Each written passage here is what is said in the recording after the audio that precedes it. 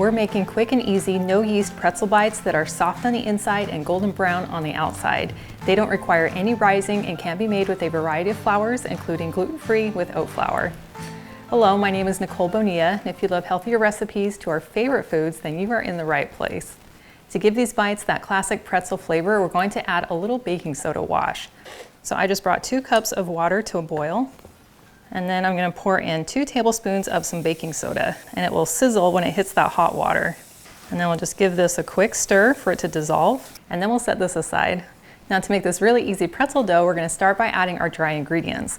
And you're welcome to write these down as we go along, or you can click on the link that's in the video description below. And that's going to take you to the full recipe that has the nutrition facts, ingredients and substitutions, and frequently asked questions. So I'm going to start with half a cup of some oat flour, and I just quickly ground down some old-fashioned oats into a flour. And I also include a table with different flour combinations, which you can access in the link below.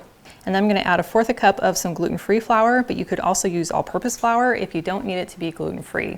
Now, you could use all oat flour, but I found subbing in a little bit of this finer flour gives a better texture, more like a traditional pretzel. And then we're going to add 1 teaspoon of baking powder and just about 1/8 teaspoon salt. And then I'm just going to mix this together with a fork. Next, we'll add our wet ingredients, which includes 2/3 of a cup of plain Greek yogurt. And I like to use full fat for the most creaminess. Next, we're going to add 1 tablespoon of some light olive oil, but you could also use avocado oil. And for just a little sweetness, we're going to add 1 tablespoon of honey. And I intentionally added it after I did the oil, because that's going to help it slip right out of our measuring spoon. Works like a charm. And then we're just going to mix this together with our spatula.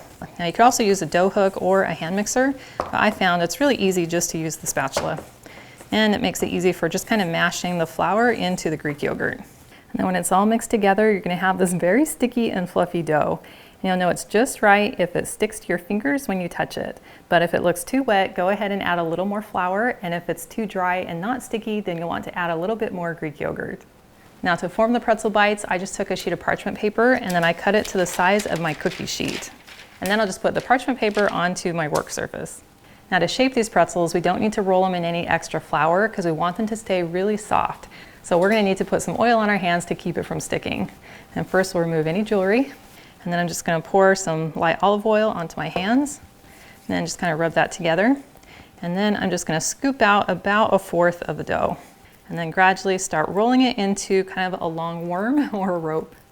And then I can put it down onto my surface, and then I'll just kind of like gently spread it out till it's about 1 inch thick. And the length doesn't really matter because we'll be cutting it into smaller pieces. And then we'll just repeat with the remaining dough. Now, if you could use more healthy inspiration on a regular basis, I invite you to join my email list. All you have to do is click on the link in the video description below, and that is the best way for us to stay connected. Now, once we have them all rolled out into our ropes, we can cut them into our bite-sized pieces, and you could use either a sharp knife or I'm just going to use my pastry cutter. So I'm just going to go in and cut them into about 1.5 inch long pieces. And if needed, if you have any that are off size, you can always just squish them back together and roll them and shape the pieces however you like. This dough is very forgiving. Now, you could just bake these as is, but to give them that classic pretzel flavor, we want to dip them into the baking soda first. Now, we're not trying to pre-cook them in the baking soda, just give them a light coating for the flavor. So I'm just going to drop several pieces down into the water and then just kind of give my pan a little shake to make sure they're well coated. And then I'll just take my fork and fish them back out. And I do like to put them just onto a paper towel or a clean cloth, and that will just help soak up any extra water off the bottom. And then we just repeat for the rest of the bites. And now that they've all been dipped in the baking soda bath, I'm going to put the parchment paper back into my pan, and I'll just carefully lay them back in. Now, they might feel a little bit slimy, but they're going to taste amazing. You can also use the fork if you don't want to feel the slime on your hands. And then our final step is also optional, but we're going to sprinkle on a little bit of coarse sea salt. So I'm just going to take a little of my fingers and just sprinkle it right on top. Well, these look adorable, and they're ready to go into a 425-degree oven for anywhere between 9 and 11 minutes, or until they're nice and golden brown on top. Well, here are our pretzel bites after 10 minutes in the oven, and they look so good. You can see how they got nice and pillowy with this really beautiful golden color on top. And then you'll just want to set these out on your counter or on a cooling rack until they're cool enough to enjoy. One of my favorite ways to enjoy these is dipped in my Greek yogurt honey mustard sauce. And I've included this link in the description below if you'd like to check it out. Give it a nice dip.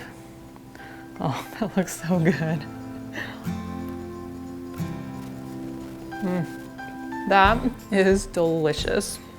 As soon as you bite in, you get that classic pretzel flavor from that little baking soda wash that we did. And then you get that delicious balance of the salt with a little bit of tang from the Greek yogurt.